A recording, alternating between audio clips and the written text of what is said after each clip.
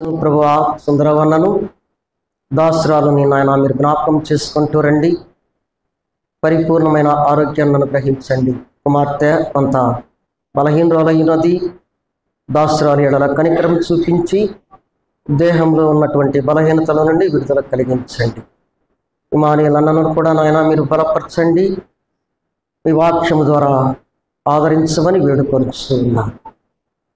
బలహీనుడును అపాత్రుడైన నన్ను విపక్షముగా తీసుకుని వచ్చారు. స్తోత్రాలు. చదవబడినటువంటి లేఖన భాగాల్లో ఉన్నటువంటి మర్మములను ఆయన మాకు తెలియపరిచి మేము ఏ రీతిగా మిమ్మల్ని స్తుతించి ఆరాధించాలో మీ వాక్యము ద్వారా సంధించమని వేడుకొనిచున్నాను. కనికరం చూపించండి. దేవా, గొప్ప దేవుడు, ఈ దినము ఆరాధన ద్వారా మీ ఘనమైన నామం మహిపరచబడి అనేక ఆత్మలు రక్షించబడుటకు కృప చూపించమని రక్షణకర్త అయిన యేసుక్రీస్తు ప్రభు యొక్క పరిశుద్ధమైన నామంలో ప్రార్థించి వేడుకొనిచున్నాను తండ్రి. ఆమేన్. ప్రభునందు ప్రియమైన సహోదర సహోదరులారా, ఆరాధనకు చేరి వచ్చినటువంటి ప్రియమిజులైనటువంటి మీ అందరికీ ప్రేమపూర్వకమైనటువంటి వందనాలు తెలియచేస్తూ ఉన్నాను. ఈ దినము ఆరాధనలు గత కొన్ని వారాల నుంచి ప్రత్యక్ష గుడారముల గురించి మనము ఆరాధనకు సంబంధించినటువంటి తలంపులతోనే ముందుకు దేవుడు నడిపిస్తూ వస్తూ ఉన్నాడు. అయితే ఆవరణములో ఉన్నటువంటి బలిపీఠము, గంగాళము, పరిశుద్ధ స్థలంలో ఉన్నటువంటి 3 ఉపకరణములు, సముఖపు రొట్టెలు, బల్ల, ధూపవేదిక, ధూపవృక్షము, వీటిని గురించి మనము ప్రభు అయినటువంటి యేసుక్రీస్తు ప్రభు వారిని పోల్చుకొని ఆరాధించాం. అతి పరిశుద్ధ స్థలములో ఉన్నటువంటి ఈ మందస్సము, దానిపైన ఉన్నటువంటి కరుణాపీఠం, అతి పరిశుద్ధ స్థలంలోకి వచ్చాం. ఈ మందస్సము గురించి మందస్సము ప్రభు అయినటువంటి యేసుక్రీస్తు ప్రభు వారికి ఇది సాదృశ్యముగా ఉన్నట్లుగా మనము చూస్తాం. ఎక్కడుంది ఇది? పరిశుద్ధ స్థలములో ఉన్నట్లుగా మనము చూస్తాము. పరిశుద్ధ స్థలంలో ఉన్నటువంటి మందస్సం అది విశ్వాసికి కూడా సాదృశ్యంగా ఉన్నట్లుగా మనం గమనిస్తాం. ఈ మందస్సము అతి పరిశుద్ధ స్థలములో ఉన్నట్లుగా ఆ మందస్సము తుమ్మకర్రతో చేయబడి మేలిమి బంగారముతో దానిని పొదగబడి ఉన్నట్లుగా మనం చూస్తాం. అయితే కరుణాపీఠం ఉంది. దానిపైన కరుణాపీఠము మేలిమి బంగారముతోనే చేయబడినట్లుగా మనము చదవబడినటువంటి లేఖన భాగాలను మనము చూస్తూ వస్తూ ఉన్నాం. అయితే ప్రభునందు ప్రియమైన సహోదర సహోదరులారా, యేసుక్రీస్తు ప్రభువుకి సాదృశ్యంగా ఉన్నటువంటి ఈ మందస్సము తుమ్మకర్రతో చేయబడింది. తుమ్మకర్ర మానవత్వాన్ని చూపిస్తూ ఉన్నది. అయితే యేసుక్రీస్తు ప్రభువారు కూడా మానవుడిగా ఈ లోకములకి అవతరించాడు. బంగారము అది లోహములన్నిటిలో కూడా విలువ కలిగినటువంటిది. మన ప్రభు అయినటువంటి యేసుక్రీస్తు ప్రభువారు ఉన్నతమైనటువంటి వాడు. అందరికంటే శ్రేష్ఠుడు, అతి శ్రేష్ఠుడైనటువంటి యేసుక్రీస్తు ప్రభువారు మానవుడిగా ఆయన ఈ లోకంలోకి వచ్చి మానవునికి ఏ లక్షణాలు అంటే ఒక్క పాపము తప్ప ఆయన నిద్రించాడు, ఆయన ఆకలి కొన్నాడు, ఆయన అలసట చెందాడు, ఆయన ఈ రీతిగా అన్నీ కూడా బైబిల్లో మనం అక్కడక్కడ చూస్తూ ఉంటాం. ఆయన కన్నీరు కార్చినటువంటి వాడు కూడా ఉన్నాడు. అది మానవత్వాన్ని చూపిస్తూ ఉన్నది. మానవుడుగా ఆయన చనిపోయి దేవాతి దేవుడుగా మరణమును జయించడం ద్వారా తుమ్మకర్రతో పోల్చబడినటువంటి మనము, ఎన్నికలేనటువంటి మనకు ఆయన మరణాన్ని జయించడం ద్వారా మనకు కూడా ఎంత భాగ్యం ఇచ్చాడంటే గొప్ప భాగ్యాన్ని ఇచ్చాడు ఆయన. అది తుమ్మకర్రతో చేయబడింది, అది బంగారంతో పొదిగించబడింది. ప్రభునందు ప్రియమైన సహోదర సహోదరులారా, ఇక్కడ కానీ మనం గమనించగలిగితే యోహాను సువార్త 10వ వచనం చదువమ్మా. ఈ నిర్గమకాండము 25వ అధ్యాయము 10వ వచనం చదువు. వారు తుమ్మకర్రతో మందసమును చేయవలెను. తుమ్మకర్ర ప్రభు అయినటువంటి యేసుక్రీస్తు ప్రభు వారికి సాదృశ్యంగా ఉన్నది. యోహాను సువార్త 1వ అధ్యాయం 14వ వచనం చూస్తే, ఆ వాక్యము కృపాసత్య సంపూర్ణుడుగా మన మధ్య శరీరధారి అయి కృపాసత్య సంపూర్ణుడుగా ఆది యందు వాక్యముండెను, ఆ వాక్యము దేవుని యొద్ద ఉండెను. ఆది యందు వాక్యం ఉంది, ఆ వాక్యము దేవుని యొద్ద ఉంది. ఆ వాక్యము కృపాసత్య సంపూర్ణుడుగా మన మధ్య మానవుడుగా నివసించాడు. ఆది యందు దేవునితో ఉన్నటువంటి యేసుక్రీస్తు ప్రభు వారిని మనం గమనిస్తూ ఉన్నాము. అదే సమయంలో ఆది యందు ఉన్నటువంటి దేవాతి దేవుడు యేసుక్రీస్తు ప్రభు వారు, వాక్యమైనటువంటి యేసుక్రీస్తు ప్రభు వారు కృపాసత్య సంపూర్ణుడుగా మన మధ్యకు ఆయన వచ్చాడు. ప్రభునందు ప్రియమైన సహోదర సహోదరులారా, వాక్యమైనటువంటి దేవుడు మానవ శరీరాకారములోకి మన వద్దకు ఆయన వచ్చినట్లుగా మనం గమనిస్తామన్నమాట. సంపూర్ణమైనటువంటి దేవుడయ్యుండి ఆయన సంపూర్ణమైనటువంటి మానవుడుగా అవతరించినట్లుగా మనం ఈ లేఖన భాగం ద్వారా మనం గమనిస్తాం. ప్రభునందు ప్రియమైన సహోదర సహోదరులారా, ఆయన అలసిపోయాడు, ఆయన దప్పిక కొన్నాడు, ఆయన నిద్రించాడు, ఆయన కన్నీరు కార్చాడు. ఇది మానవునికి ఉన్నటువంటి లక్షణాలు. మనకేమున్నాయి? అలసట చెందాము, నిద్రిస్తాము, ఆకలి కొన్నాము, కన్నీరు కార్చాము. ఇవన్నీ కూడా దేవుడు చేశాడు. ఎందుకు చేశాడు? మానవుడిగా ఉండి చేశాడు. మానవుడిగా ఒక్క పాపము తప్ప ఆయనలో నాలో పాపమును ఎవరైనా స్థాపించగలరా అన్నాడు.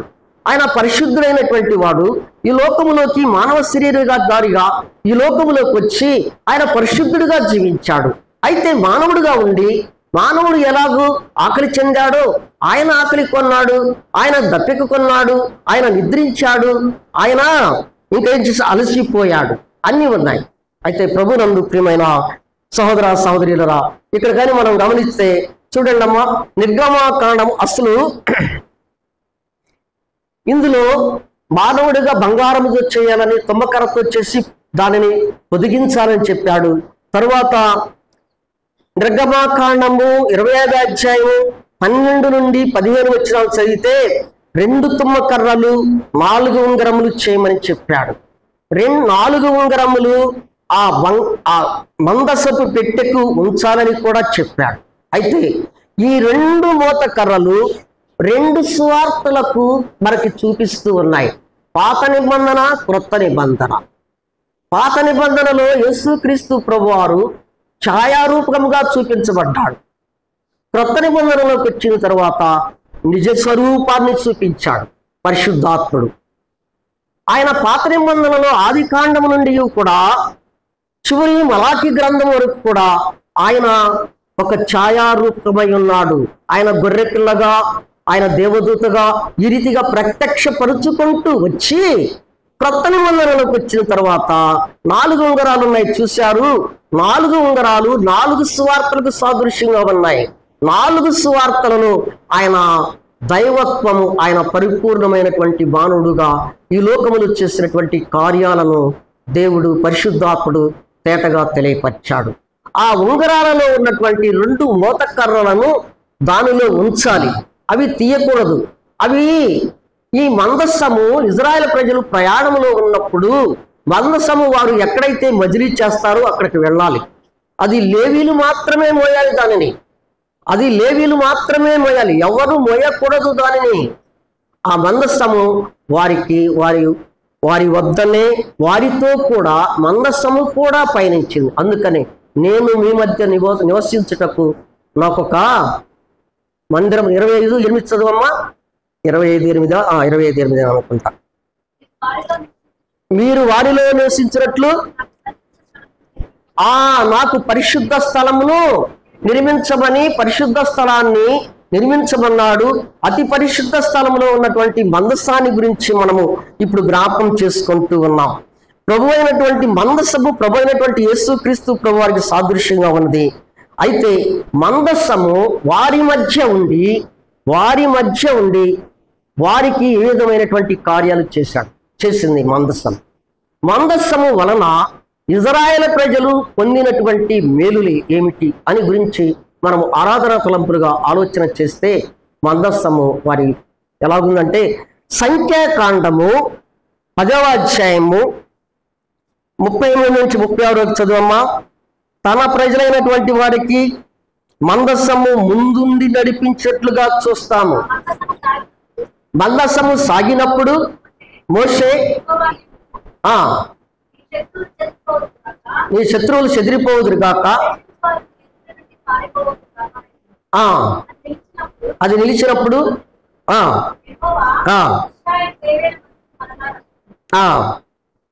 తన ప్రజలైనటువంటి వారికి మందసం ఏమైంది ముందుండి నడిపించింది. ఇజ్రాయేల్ ప్రజలని మందసం ఏం చేసింది?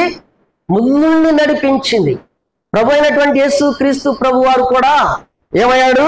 ప్రభు అయినటువంటి ఇజ్రాయేలీలకు మందసము మార్గమై ఉన్నది. వారికి నిర్దేశించింది మార్గం.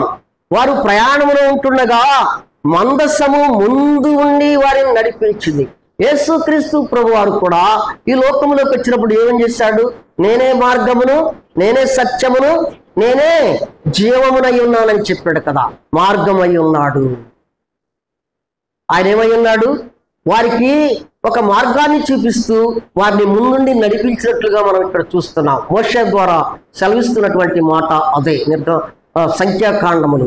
అలాగే యేసుక్రీస్తు ప్రభు వారు కూడా ఏమంటున్నాడంటే నేనే మార్గమును, నేనే సత్యమును, నేనే జీవమునై ఉన్నానని. అందుకనే దావీదు భక్తుడు దేవునిని స్తుతిస్తూ ఆయన ఒక పదాన్ని వాడాడు, ఒక కీర్తనను రాశాడు. ఏమని రాశాడు? ఆయన శాంతికరమైన జలముల వద్దకు నన్ను నడిపించాడు అని రాశాడు. 23వ కీర్తన చదవండి. యెహోవా నా కాపరి, నాకేమీ కలుగదు, లేమి కలదు, పచ్చిక గల చోట్ల. ప్రభునందు ప్రియమైన సహోదర సహోదరులారా, దావీదు దేవునిని స్తుతిస్తూ ఉన్నాడు. శాంతికరమైన జలముల వద్ద ఆయన నన్ను నడిపించుచూ ఉన్నాడు. మరి నిన్ను నన్ను ఎక్కడికి నడిపిస్తున్నాడు? ఆయన మార్గం అయి ఉన్నటువంటి యేసుక్రీస్తు ప్రభువారు ఆయన మార్గంలోకి రావాలంటే అసలు నీ మార్గము నా మార్గం ఏంటి? అసలు నీ మార్గము నా మార్గం ఏంటి అనేది ఆలోచన చేయాలి మనం. అసలు ఎలాంటి మార్గములో ఉన్నాము, ఎలాంటి స్థితిలో ఉన్నాము, ఎలాంటి వారిని ఆయన దావీదునైతే మాత్రము శాంతికరమైనటువంటి జలముల యొద్దకు నడిపించాడు. అసలు అలాంటి దావీదు అతని స్థితి ఏమిటి? ఆయన స్థితిని గమనించి నేను శాంతికరమైనటువంటి జలముల వద్దకు నేను రాలేని స్థితిలో ఉన్నటువంటి దావీదును ఆయన తన చేతిని పట్టుకొని తాను ముందుగా ఉండి దావీదును శాంతి సమాధానాలు కలిగినటువంటి ప్రదేశానికి ఆయన నడిపించాడు. మళ్ళీ చదువమ్మ వాక్యాన్ని ముందు.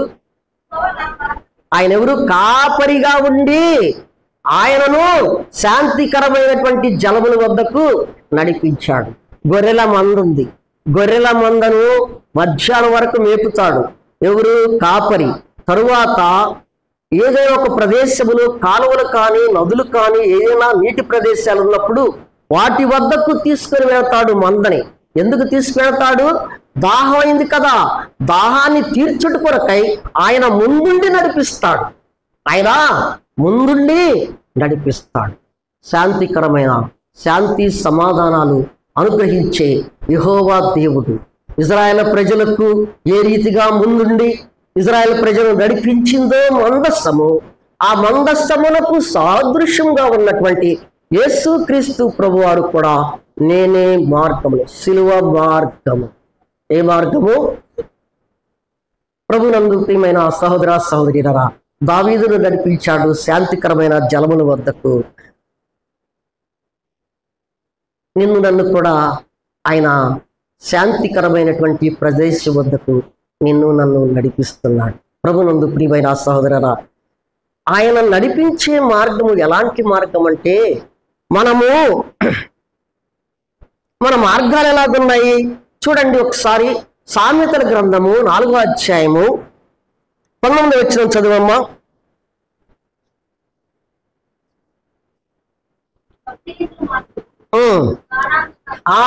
భక్తిహీనుల మార్గం ఎలాంటి మార్గము? అది గాఢాంధకారం అంటే చీకటి దేనిని చూపిస్తుంది? పాపాన్ని చూపిస్తుంది. మన మార్గము అగ్నిగుండానికి వెళ్ళే పాపముల చేతను అపరాధముల చేతను చచ్చిపడి ఉన్నటువంటి మన మార్గం ఎలాంటిదంటే, అది పాతాళమునకు వెళ్ళే మార్గము. అక్కడ అగ్ని ఆరదు, పురుగు సావదు. అలాంటి ప్రదేశానికి మనం పయనిస్తున్నటువంటి వారము, వెళ్ళుచూ ఉన్నటువంటి వారము. ఒకనొక సందర్భంలో ప్రవక్త అయినటువంటి మోషే కూడా ఏమంటాడంటే, మోషేకి దేవుని యొక్క మార్గములను తెలియచేసినటువంటి వాడు. దావీదులకు ఏ రీతిగా మార్గాలను తెలియపరిచాడో మోషేకి కూడా. అందుకనే మోషే దేవునిని స్తుతిస్తూ అంటాడు చూడండి, ఇక్కడ కీర్తన 103:7.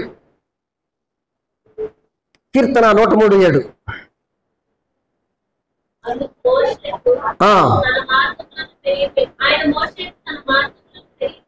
ఆయన మోషేకు తన మార్గములను తెలియజేసినటువంటి వాడు ఎలాంటి వాడు అని కింద చూడండి.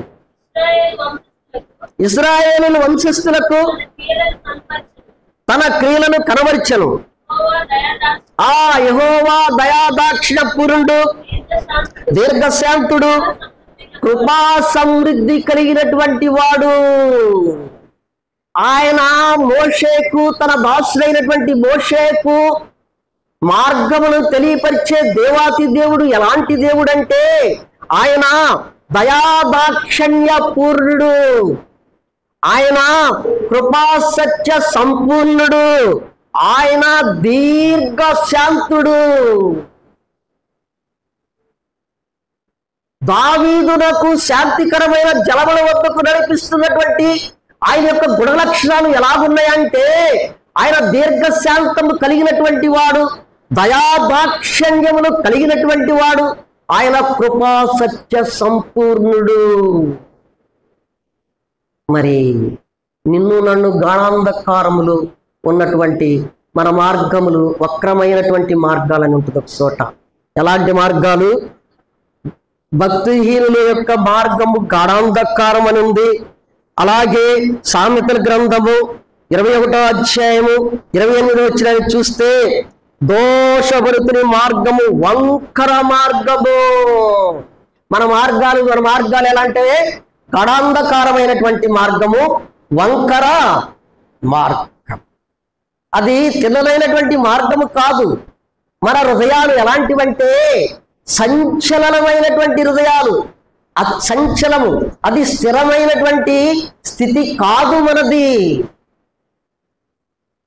అలాంటి మనలను నేనే మార్గమును, నేనే సత్యమును, నేనే జీవమును అనే కృపాసత్య సంపూర్ణుడిగా ఈ లోకములోకి వచ్చి, ఆయన శిలువ మార్గంలో గుండా మనకంటే ముందుగా నీవు నేను వెళ్ళవలసినటువంటి, ఆ శిలువ పైకి వెళ్ళవలసినటువంటి నిన్ను నన్ను కూడా ఏం చేశాడంటే, ఆ శిలువ మార్గము గుండా ఆయన వెళ్ళిపోయి ఆ కల్వరిలో నీ కొరకై నా కొరకై వేలాడబడ్డాడు. నీ కొరకై నా కొరకై ఆయన బలి అయిపోయాడు. నిన్ను నన్ను గాఢాంధకారము ఆయన స్థితిలో ఉన్నటువంటి నిన్ను నన్ను, వంకర మార్గములో ఉన్నటువంటి నిన్ను నన్ను, ఆ శిలువ మార్గము ద్వారా నిన్ను నన్ను ఏం చేశాడంటే, ఆయన పరలోక పట్టణానికి వెళ్ళే మార్గాన్ని ఇచ్చాడు. అందును బట్టి నీవు నేనేం చేయాలా? దేవునిని స్తుతించే వారముగా ఉండాలి. ఇజ్రాయేల్ ప్రజలకు మందసము ఏ రీతిగా దారి చూపించిందో, అలాగే యెహోవా దావీదునకు శాంతికరమైనటువంటి జలముల వద్దకు ఏ రీతిగా తీసుకొని వచ్చాడో, అలాగే మార్గములను ముందుగానే మోషేకి తెలియపరిచినటువంటి దేవుడు దయాదాక్షిణ్య పూరుడు, కృపాసత్య సంపూర్ణుడు, ఆయన దీర్ఘశాంతుడైనటువంటి ఆ ప్రభు అయిన యేసుక్రీస్తు ప్రభు వారు వంకర మార్గములోను గాఢాంధకారపు మార్గములోను నడుస్తున్నటువంటి నిన్ను నన్ను కూడా ఆయన ఏం చేశాడంటే ప్రభు యొక్క తండ్రి అయినటువంటి దేవుని యొద్దకు చేరి వచ్చుటకు నీకు నాకు మార్గాన్ని ఏర్పాటు చేసి అట్టి మార్గములో కూడా వెళ్ళటకు కృపనిచ్చాడు. అందరు బట్టి దేవుని నేను స్తుతించ బద్దులమై ఉన్నాను. ప్రభు నందు ప్రియమైన సహోదర సహోదరులారా, ఆ మందసము వారికి ఏమై ఉంది? మార్గమయ్యి ఉన్నది. రెండవదిగా మనం గమనిస్తే ఇక్కడ చూడండి, యెహోషువ గ్రంథము, ఆయన మార్గము జీవపు మార్గము, ఆయన సత్యమైనటువంటి మార్గాన్ని ఇచ్చినటువంటి దేవుడు. రెండవదిగా మనం గమనిస్తే యెహోషువ గ్రంథము 3వ అధ్యాయము 13 నుంచి 17 వరకు చదవాలి. చదువమ్మా. నిబంధన మందసమును యొర్దాను నీడను ముట్టగానే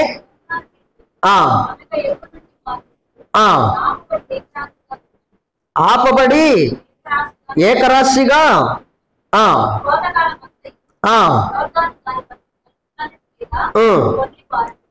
చాలు చాలు.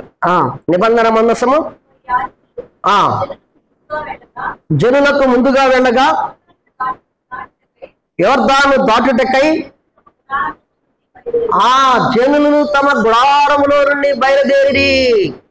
అది యొర్దాను నది, అది మరణమునకు సాదృశ్యముగా ఉన్నదండి. అది మరణకరమైనది, అది గొట్లుపై పొర్లి పారేటువంటిది. వారికి మార్గము చూపిస్తున్నటువంటి మందస్సము ఎప్పుడైతే యాజకులు దానిని మోస్తూ ఎప్పుడైతే యొర్దాను నదిలో కాలును మోపగానే అది ఏకరాశిగా నిలిచిపోయింది. మరణములో నుండి జీవములోకి వారు వాగ్దాన భూమిలోకి ప్రవేశించాలంటే ప్రయాణములో మందస్సము వారికి మార్గమై ఉన్నది. మార్గమైనటువంటి మందస్సమునకు యొర్దాను నది అడ్డమై ఉన్నది. యొర్దాను నది దాటాలంటే అది చాలా ప్రమాదకరమైనటువంటిది, ఎవ్వరూ దాటలేని స్థితి. అది గట్లుపై పొరిలి విపరీతమైనటువంటి వరదలతో అది పొంగి పొర్లుచు ప్రవహిస్తున్నటువంటి అలాంటిది మరణకరమైనటువంటి యొర్దాను నదిని ఆయన మందస్సము ఏం చేసిందంటే, మందస్సము మోస్తున్నటువంటి యాజకుల యొక్క కాలు యొర్దాను నది వద్ద ఎప్పుడైతే కాలు మోపారో ఏమైనది? ఏకరాశిగా అయిపోయింది. మార్గాన్ని ఏం చేశాడు? సరళము చేశాడు. మరణములో నుండి వారికి జీవాన్నిచ్చాడు. యొర్దాను మరణములకు సాదృశ్యంగా ఉన్నది. ఆ మరణములో నుండి ఇజ్రాయేల్ ప్రజలు గుడారములో నుండి ఎప్పుడైతే ఏకరాశిగా నిలబడిపోయినదో అది చూసినటువంటి ప్రజలు, మనకి దేవాతి దేవుడు మనకు ముందుగా మందస్సము నడుస్తూ ఉంటుండగా మందస్సము మనకి దారిని మార్గాన్ని సరళము చేసిందని దేవునిని స్తుతించారు. ప్రభునందు ప్రియమైన సహోదర సహోదరీరారా, మందస్సము ఎదుట యొర్దాను ఓడిపోయింది. మందస్సము ఎదుట మందస్సము యొక్క బలము యొర్దాను ఆగిపోయేటట్టు చేసింది. బలవంతుడైనటువంటి దేవుడు, భూమి ఆకాశాలను సృజించినటువంటి దేవుడు, దయాదాక్షిణ పూర్ణుడైనటువంటి దేవుడు, దీర్ఘశాంతుడైనటువంటి దేవుడు. ప్రభునందు ప్రియమైన సహోదర సహోదరీరా, వెళ్ళుచూ ఉండగా ఆ మరణకరమైనది దేవుని యొక్క మందస్సము యొక్క బలం ముందు అది ఓడిపోయింది. అది ఏమైపోయింది? ఓడిపోయింది. ప్రభునందు ప్రియమైన సహోదర సహోదరీలను గమనించగలిగితే ఇక్కడ చూడండి అమ్మ, ఇక్కడ 17 నిర్గమాకాండం 25వ అధ్యాయము 17 వచ్చిన చదువమ్మా.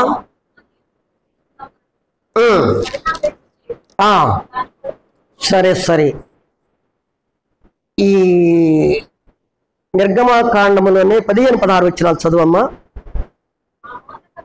ఉమ్, ఆ, ఉమ్, ఉమ్. సంఖ్యాకాండం 15-16 చదువు ఇప్పుడు. సంఖ్యాకాండం మీద చదివారు చూసావా? ఉమ్. సరే, దాన్ని వదిలిపెట్టేసేసి 1 కొరింథీ పత్రిక 15వ అధ్యాయము 55 నుంచి 57 వచ్చిన చదువమ్మా.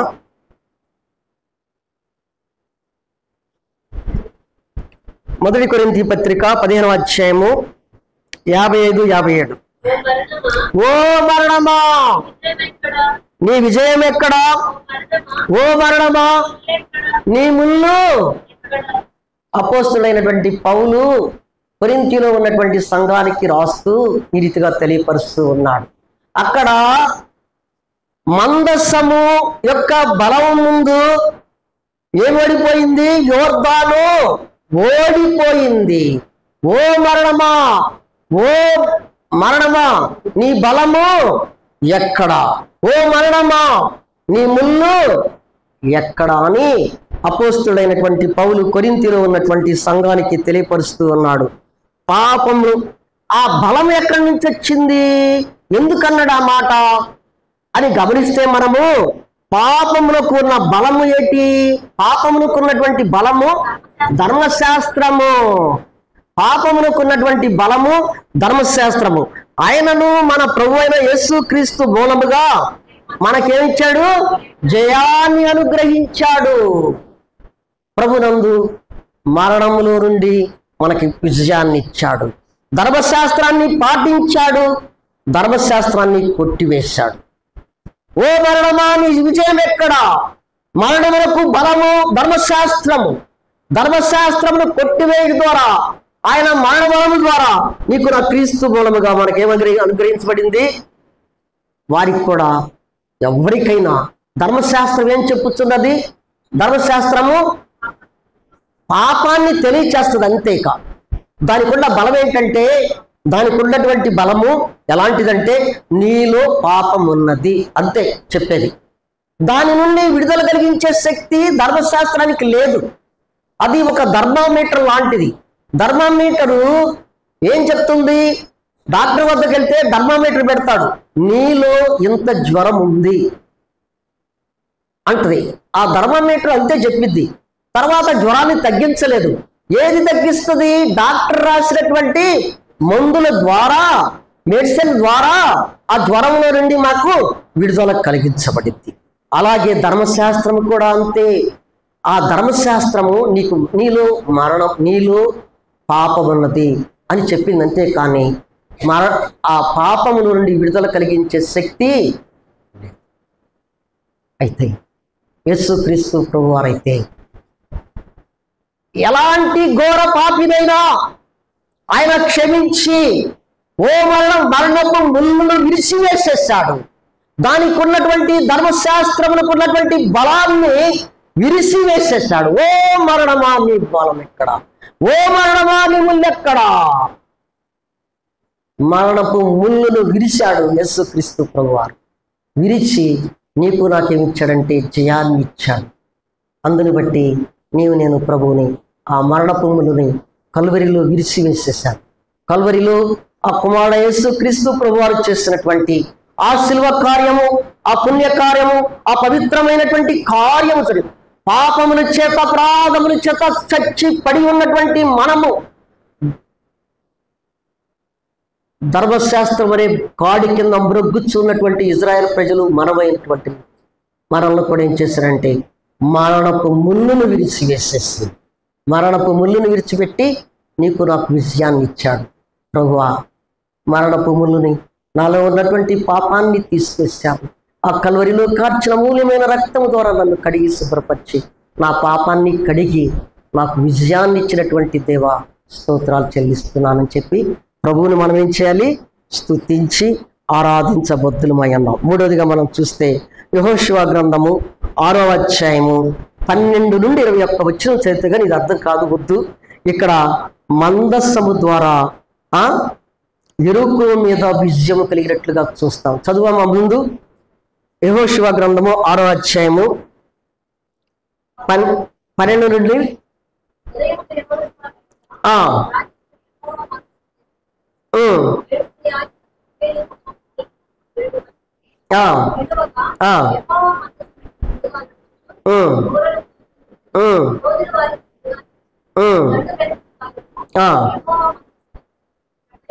చాలు చాలమ్మా. యెహోవా మందస్సము యెరికో యోర్దాను నది దాటి వచ్చారు. అందరికంటే ముందు యేసుక్రీస్తు ప్రభువు మరణించాడు. అందరికంటే మనల్ని మరణంలో నుండి జీవంలోకి నడిపించుడు కొరకై ఆయన మరణపు ముళ్ళను విరిచి ఆయన మరణించి పునరుద్ధానుడై లేచుడి ద్వారా నీకు నాకు రక్షణ ఇచ్చింది. ఇక్కడ యెహోషువ నాయకత్వంలో ఉన్నటువంటి వారు ఇప్పుడు యోర్దాను నది దాటి వారు ఇప్పుడు వాగ్దాన భూమిలోకి ప్రవేశిస్తూ ఉన్నారన్నమాట. ఇప్పుడు వారికి శత్రువులు తయారైపోయారు. వాగ్దాన భూమిలోకి వచ్చిన తర్వాత నేను పెంచిన చెట్లను కట్టించినటువంటి ఇళ్లను అన్నిటినీ సమకూరుస్తానని చెప్పాడు. అన్నీ సిద్ధపరిచాడన్నాడు. కానీ 7 జాతులు వారిని అక్కడ పెట్టాడు. అక్కడికి వెళ్ళిన తర్వాత వెళ్ళగానే ధాన్యం పళ్ళు, ద్రాక్ష పళ్ళు, ఆ పళ్ళు, ఈ పళ్ళు కట్టించిన చెళ్లలో నివాసము కాదు. ముందు నువ్వు పోరాడాలి, శత్రువులను జయించాలి. అది యోర్దాను దాటగానే ముందుగా ఎరుకో గోడలు, కోట గోడలు ఎదురుగా కనిపించాయి. యెహోషువకు కనిపించాయి. ఎక్కడున్నటువంటి ఇజ్రాయేల్ ప్రజలకు ఒక్కసారి ఎరుకోని చూశారు. అప్పుడు దేవుడు చెప్పేస్తాడు, వారిని నువ్వు జయించాలంటే నా మాట ప్రకారము, నా సెలవు ప్రకారము నువ్వు వెళ్ళాలి. నీవు యుద్ధము చేయనవసరం లేదు, కత్తి పట్టనవసరం లేదు, నువ్వు ఏమి చేయనవసరం లేదు. నీవు మందరస్సమును వెంట ఉంచుకొని ఆ ఎరుకో కోట గోడల చుట్టూను ప్రతి దినము ప్రదక్షిణలు చేయాలి, బూరలు ఊదుచు ప్రదక్షిణలు చేయాలి. తరువాత 7వ దినమున నీవు 7 మార్లు ప్రదక్షిణ చేసి బూరలు ఊదుచు యాజకులు ముందుగా వెళ్ళుచు ఉండగా, మందసము వెళ్ళుచు ఉండగా, ఇజ్రాయేల్ ప్రజలు దాని వెనుక వెళ్ళుచు ఉన్నప్పుడు, బూరలు ఊదుచున్నప్పుడు ఎప్పుడైతే ఆజ్ఞ ఇస్తామో అప్పుడు పెద్దగా కేకలు వేయాలి. ఎప్పుడైతే మీరు కేకలు వేస్తారో, ఎప్పుడైతే ప్రదక్షిణ చేస్తూ ఉంటారో అప్పుడు వాటంతటికవే ఏమైపోతాయి, ప్రాకారాలు కూలిపోతాయి అని చెప్పాడు.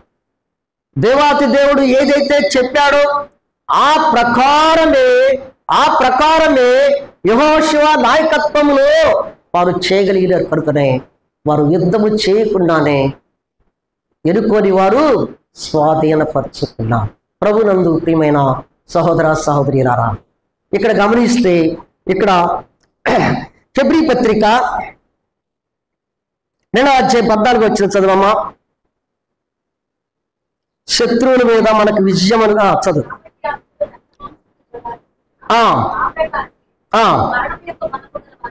మరణం యొక్క బలము గల వారిని, అపవాదిని మరణము ద్వారా నశింపచేయుటకును, జీవితకాలమంతా మరణ భయము చేత పాపదాస్యములకు లోబడి వారిని, మరణము యొక్క బలము గల వారిని అనగా అపవాదిని నశింపచేసి ఆయన రక్తమాంసములలో పాలివాడాయను. అక్కడ ఎరుకో కోడలు కూలిపోయాయి. ప్రభు ఇక్కడ వారికి విజయాన్ని ఇచ్చాడు. వారికి ఏం చేశాడు? ఎరుకో మీద విజయాన్ని ఇచ్చాడు. మన ప్రభువు శత్రువు మీద నీకు నాకు కూడా విజయాన్ని ఇచ్చాడు. అనుగ్రహించుట ఇక్కడ మనం గమనిస్తాం. అందుకనే హెబ్రీ గ్రంథకర్త మరణములో నుండి జీవములోకి వచ్చినటువంటి బిడ్డలైనటువంటి హెబ్రీ అంటే దాటబడినటువంటి వాడు అని అర్థము. ఇక్కడ ఏం చెప్తున్నాడంటే, జీవితకాలం అంతా మరణ భయము చేత పాపదాస్యములకు లోబడిన వారిని, జీవితకాలమంతా మరణ భయము చేత పాపదాస్యములకు లోబడిన వారిని, మరణము యొక్క బలము గల వానిని అనగా అపవాదిని నశింపచేసి ఆయన చేయుటకు రక్తమాంసములను ఆయన ఏమయ్యాడు? పాలివాడయ్యాడు. ప్రభునందు ప్రియమైన సహోదర సహోదరీలరా, మందసము ఇజ్రాయేలు మధ్య ఉండి ఎరికో ప్రాకారం చుట్టూ ప్రదక్షిణ చేయటం ద్వారా చివరికి 7వ దినమున 7 మార్లు ప్రదక్షిణలు చేసి బూరలు ఊది ఎప్పుడైతే యెహోషువ చెప్పాడో అప్పుడే వారు పెద్దగా కేకలు వేయటం ద్వారా ఏమైపోయాయి? కోటగోడలు. మనము కూడా అంతే. మనకి విజయాన్ని ఇచ్చి శత్రువుల విజయాన్ని ఎలా ఇచ్చాడంటే పాపదాస్యమునకు లోనైనటువంటి మనల్ని కూడా, అదే హెబ్రీ గ్రంథకర్త చెప్తున్నటువంటి మాట, పాపదాస్యమునకు లోనైనటువంటి మనల్ని ఏం చేశాడు? మరణం యొక్క బలము గలవారి అపవాదిని నశింపచేసి మనకేం చేశాడంటే విజయాన్ని ఇచ్చినటువంటి దేవుడు. అందుకనే అపోస్తలుడైనటువంటి పౌలే అంటాడు 2వ తిమోతి పత్రిక తిమోతికి రాస్తూ 1వ అధ్యాయం 9-10 వచ్చిన చదువు. మన క్రియలను బట్టి కాక స్వకీయ సంకల్పమును బట్టి అనాది కాలములోనే క్రీస్తు యేసునందు అనుగ్రహింపబడినదియు మన రక్షకుని యొక్క ప్రత్యక్షత వలన బయలుపరచబడినదైన తన కృపను బట్టి మనలను రక్షించి పరిశుద్ధమైనటువంటి పిలుపుతో ఎక్కడి నుండి పిలిచాడు? పరిశుద్ధుడైన దేవుడు, దయాదాక్షిణ్యమైన పూర్ణమైనటువంటి దేవుడు, కృపాసత్య సంపూర్ణమైనటువంటి దేవుడు. ఆ దేవుడు పరిశుద్ధమైనటువంటి పిలుపుతో నిన్ను నన్ను పిలిచాడు. పాపదాస్యంలో ఉన్నటువంటి నిన్ను నన్ను కూడా, అంటే మరణంలో ఉన్నటువంటి మనల్ని జీవములోకి తీసుకొని వచ్చాడు. ఆయన పరిశుద్ధమైనటువంటి పిలుపు ద్వారా ఏం చేశాడంటే నిన్ను నన్ను మరణములో నుండి జీవములోకి తీసుకొని వచ్చాడు. ప్రభునందు ప్రియమైన సహోదర సహోదరులారా, వాస్తవముగా యెరికోతో అక్కడ ఉన్నటువంటి ఆ రాజుతో వారు యుద్ధం చేయాలి. దాన్ని జయించాలంటే పరిస్థితి ఎలాగుంటాయో తెలీదు. కానీ యెహోవా మాట చొప్పున వారు యెరికో వద్దకు వెళ్ళారు. మీరు ఏమి చేయొద్దు, నేను చెప్పినట్లే చేయండి అని చెప్పారు. చెప్పినట్లే చేశారు. యేసుక్రీస్తు ప్రభు వారు కూడా తండ్రి యొక్క ఆజ్ఞ ప్రకారము, తండ్రి యొక్క చిత్త ప్రకారము, తండ్రి యొక్క మాటను శిరసా వహించడం ద్వారా ఆయన పాపదాస్యంలో ఉన్నటువంటి మనలను కూడా ఆయన మరణములో నుండి జీవములోకి నడిపించాడు. అందును బట్టి నేనేం చేయాలంటే ప్రభువుని స్తుతించి ఘనపరిచి ఆరాధించ బద్ధులమై ఉన్నాము. చూడండి, 4వదిగా మనం గమనిస్తే యెహోషువ గ్రంథము 7వ అధ్యాయము 6వ వచనము 13వ వచనం చదువమ్మా. యెహోషువ తన బట్టలు జిప్పుకొని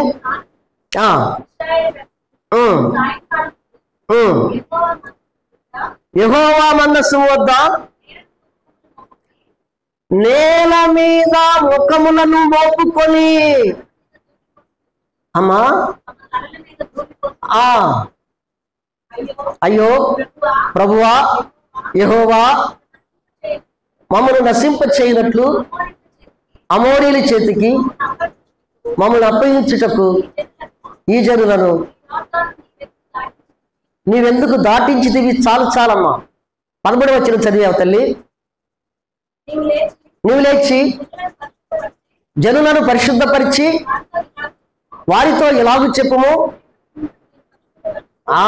రేపటికి మిమ్మల్ని మీరు పరిశుద్ధపరచుకోరండి. ఇక్కడ చూడండి, యెరికో దగ్గర ప్రభు యొక్క ఆజ్ఞ చొప్పున వెళ్ళారు కనుక వారు ఏమి చేయక విజయాన్ని ఇచ్చాడు. ఇక్కడ మందస్సము దేనికి సాదృశ్యం? అది మందస్సము ఎదుట వారి యొక్క తలలను మోపి నేలను మోపి వారు ఏం చేశారు? గోనె పట్టలు కట్టుకొని వారు మందస్సము ప్రార్థనా స్థలమై ఉన్నది. మందస్సమై ఉన్నది. వారు అవిధేయులుగా ప్రవర్తించారు కనుకనే యెరికో వద్ద వారు విజయం పొంది హాయి వద్దకు వచ్చిన తర్వాత, వారికి చిన్న హాయి దగ్గరకు వచ్చిన తర్వాత అపజయము పొందారు. అయితే వారు అపజయం పొందినప్పుడు వారు ప్రభు పాద సన్నిధిలో మందసము వారి మధ్య ఉండగా మందసము వద్దకు చేరి వచ్చి యేసుక్రీస్తు ప్రభు వద్దకు పాదాల చెంతకు వచ్చి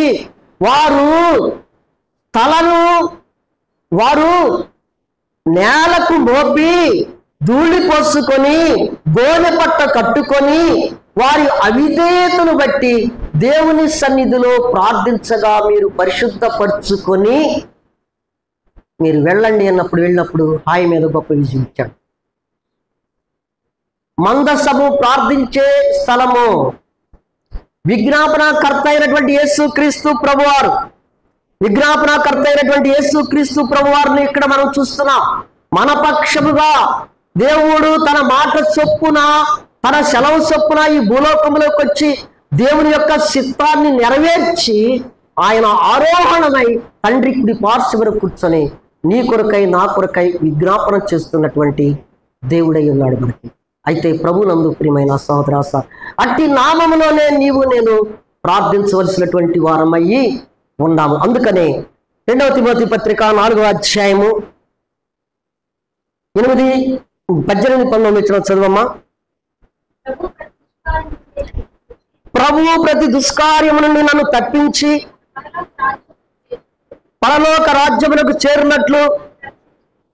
అబ్బా, ప్రతి దుష్కార్యం లోకంలో ఉన్నాం, శరీరంలో ఉన్నాం, లోకంలో శరీరంలో ఉన్నాము కనుక విజ్ఞాపన చేస్తున్నటువంటి యేసుక్రీస్తు ప్రభు యొక్క నామములో మనము ప్రతి దుష్కార్యము నుండి తప్పించబడాలంటే మగ్నసమైనటువంటి యేసుక్రీస్తు ప్రభు యొక్క ఆయన పాద సన్నిధిలో ప్రార్థించినట్లయితే ప్రతి దుష్కార్యము నుండి ఆయన ఏం చేస్తాడు?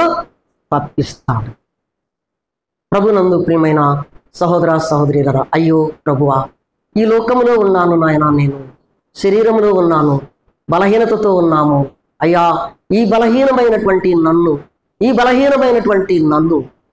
అయ్యా ప్రతి దుష్కార్యము నుండి నన్ను తప్పిస్తూ నన్ను సజీవుల లెక్కన ఉంచిన దేవా, నా పక్షముగా తండ్రి కుడి పార్శ్వమున కూర్చొని యాచనలు విజ్ఞాపనలు చేస్తున్నటువంటి దేవా, నిన్ను స్తుతిస్తున్నాను. ఈ దినము ప్రభువా, మీ పాద సన్నిధికి నేను చేరగలిగి మీ పాద సన్నిధిలో సాగిలపడి ఆరాధిస్తున్నానంటే అది నీ కృప మాత్రమే అని దేవునిని మనము స్తుతించి ఆరాధించబద్ధులమై ఉన్నాం.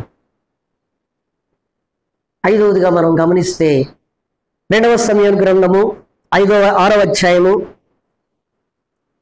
8 నుంచి 12 చదువమ్మా.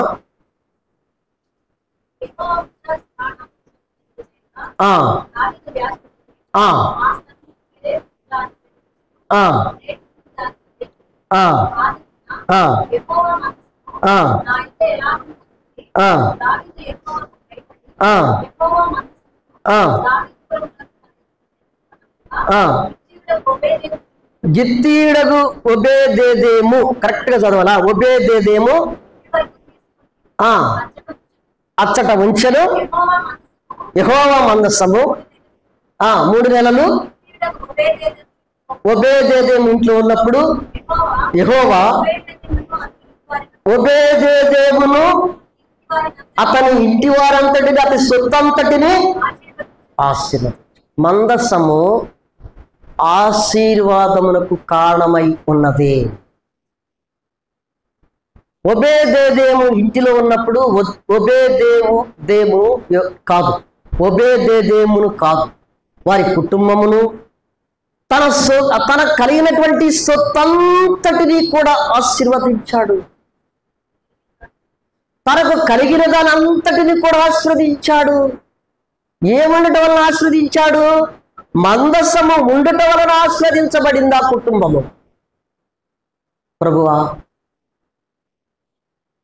మా నాయన, మా దేవా, నీ సొత్తైనటువంటి బిడ్డలుగా నా కుటుంబమును చేసుకున్నావు, నన్ను చేసుకున్నావు ప్రభువా. నీవు నాలో నివాసమే పరిశుద్ధాత్మ ద్వారా నన్ను నడిపిస్తూ ఉన్నావు ప్రభువా. పరలోక సంబంధమైన ఆశీర్వాదాలు, భూ సంబంధమైన ఆశీర్వాదాలతో నన్ను నింపుతున్నటువంటి దేవా స్తోత్రాలు చెల్లిస్తూ ఉన్నాను. ఎవరికి లేని భాగ్యం ఈ లోకంలో నీకు నాకు ఇచ్చాడండి. అది ఏ భాగ్యం అంటే పరలోక సంబంధమైన ఆశీర్వాదాలు. ఒబేదేదేముని ఇంటిని తన సొత్తంతటిని ఆశీర్వదించాడు. అది భూ సంబంధమైన ఆశీర్వాదాలు అవ్వచ్చేమో, లేకపోతే పరలోక సంబంధమైన ఆశీర్వాదాలు. నీకు నాకైతే యేసుక్రీస్తు ప్రభువు కల్వరిలో చేసినటువంటి అమూల్యమైన బలియాగం ద్వారా, మాయ పునరుద్ధానముల ద్వారా నీకు నాకేమిచ్చాడంటే, ఆయన నీ హృదయములు నా హృదయములు ఆయన ప్రతిష్ఠించుకున్నాడు. ఆయన పరిశుద్ధాత్మను నేను నాలో నింపాడు. ఆ పరిశుద్ధాత్మ ద్వారా నీకు నాకు కలిగే ఆశీర్వాదాలు పరలోక సంబంధమైన ఆశీర్వాదాలు, భూ సంబంధమైన ఆశీర్వాదాలు. ఈ భూ సంబంధమైన ఆశీర్వాదాలు అవి అశాశ్వతమైనవి, అవి లయమైపోయాయి. కానీ ఈ భూలోకంలో ఉన్నప్పుడే పరలోక సంబంధమైనటువంటి ఆశీర్వాదాలకు నిన్ను నన్ను కర్తలుగా చేశాడు. అందుని బట్టి ప్రభువును స్తుతించాలి. దేనికి కర్తలుగా చేశాడు? పరలోక సంబంధమైన ఆశీర్వాదాలకు కర్తలుగా చేశాడు. అందును బట్టి ప్రభువుని నేను స్తుతించాలి. ఎంత గొప్ప ఆధిక్యత ఇచ్చాడండి ఆయన. దయాదాక్షాంపురుడు, దీర్ఘశాంతము కలిగినటువంటి వాడు, కృపాసత్య సంపూర్ణుడైనటువంటి యేసుక్రీస్తు ప్రభువారు నిన్ను నాకు విజయాన్ని ఇచ్చాడు. నీకు నాకు ముందు నడిపించాడు, ఒక మార్గాన్ని ఇచ్చాడు.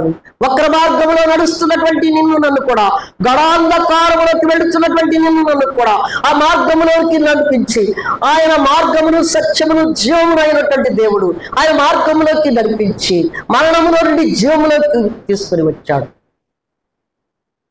అంత మాత్రమే కాదు, ఈ లోకములో ఉన్నప్పుడు బలహీనమైనటువంటి మనల్ని బలపరుస్తూ నడిపించిన దేవా. అంత మాత్రమే కాదు నాయన, పరలోక సంబంధమైనటువంటి ఆశీర్వాదాలకు నన్ను కర్తగా చేసినటువంటి దేవా, నేను స్తుతిస్తున్నానయ్యా అని చెప్పి దేవునిని ఎంతగా స్తుతించాలంటే అంతగా స్తుతించాలి. వారి మార్గమును వారికి ముందుండి నడిపించాడు. వారిని యోర్దాను మరణము నుండి జీవములోకి తీసుకొని వచ్చాడు. యోర్దానును దాటిన తర్వాత ఎరుకో వద్దకు వచ్చిన తర్వాత వారి మధ్య మందస్సు బండగా ఎరుకో కోట గోడలు బ్రద్దలైపోయాయి. విజయాన్ని ఇచ్చాడు. అంత మాత్రమే కాదు, ఆయన ప్రార్థించగా ఆ ప్రార్థన ఆలకించి విజయాన్ని ఇచ్చాడు. అంత మాత్రమే కాదు, పరలోక సంబంధమైన ఆశీర్వాదాలు ఇచ్చాడు.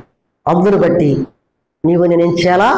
దేవునిని స్తుతించి ఘనపరిచి ఆరాధించబద్దులమై అన్నాం. దేవుడి వాక్యం ఆశీర్వదించుగాక. ఆమేన్.